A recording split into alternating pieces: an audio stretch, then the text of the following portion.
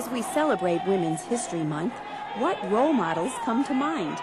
Maybe you think about the late Diana, Princess of Wales, who supported many charitable causes, including AIDS research and a ban on landmines.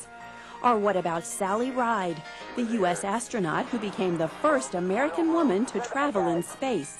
The sky's the limit when it comes to role models these days, particularly when you talk to students enrolled in women's studies programs. I guess some female role models that I have for America, I would have to go with Wonder Woman, who was made in 1941 to be a role model for females, and she kicks major butt. And Amelia Earhart's another good female role model, Janis Joplin, Elizabeth Dole, Hillary Clinton, and international female role models. I'm a big admirer of Mother Teresa. Mother Teresa is a saint of the Roman Catholic Church who won a Nobel Peace Prize for her work with the poor in India. And you probably know Elizabeth Dole for her long career in public service in the United States, as well as her stint as the president of the American Red Cross and her brief run for the United States presidency. While she stands as a role model, she encourages women to go out and make their own mark. In her words, "Women share with men the need for personal success, even the taste for power, and no longer are we willing to satisfy those needs through the achievements of surrogates, whether husbands, children, or merely role models." In other words, don't just have a role model, be a role model. Some women have achieved such status that they are recognized merely by their first names. Cher, of course, Pocahontas, and Oprah.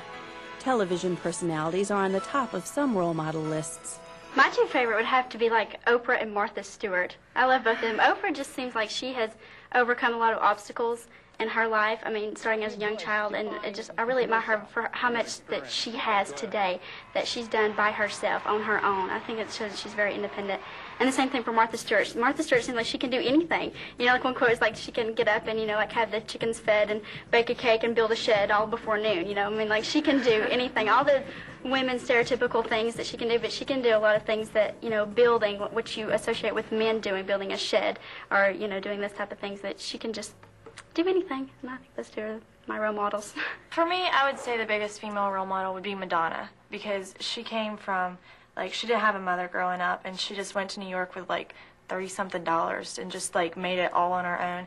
And, like, she attacks a lot of issues that most women wouldn't want to talk about, like sexuality and, like, racism and stuff like that. And even though she got a really bad rep, like, I don't know, I think she did a lot for women. Madonna pushes others to succeed and take their place in the spotlight with this lyrical challenge. Everybody is a star. You know who you are. This is your chance to shine. It's got to come from the heart. Do it right from the start and step into the light. Each woman has that light and is a link in the history of women, say instructors at the University of Georgia. We try to look at the ordinary women also. We try and say that they have been famous women, but like, what was my grandmother doing, or someone in my family?